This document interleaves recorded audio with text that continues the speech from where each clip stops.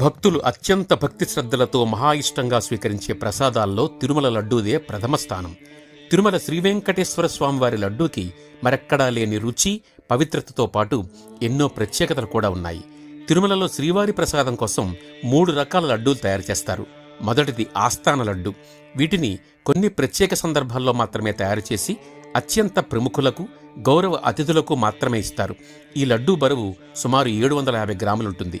ఆస్థాన లడ్డూ తయారీలో అధిక మొత్తంలో నెయ్యి, సారపప్పు, ముంతమామిడి పప్పు, కుంకుమ పువ్వు వంటి ప్రత్యేక దినుసులను ఉపయోగించడం వల్ల మాటల్లో చెప్పలేని అద్భుతమైన రుచితో ఈ లడ్డూ తయారవుతుంది. రెండవది కళ్యాణోత్సవ లడ్డు. కళ్యాణోత్సవంలో పాల్గొనే భక్తులకు ప్రసాదంగా ఇచ్చే ఈ లడ్డు సుమారు 750 గ్రాముల బరువుంటుంది. మూడవది ప్రోక్తం లడ్డు అని పిలువబడే సాధారణ లడ్డు.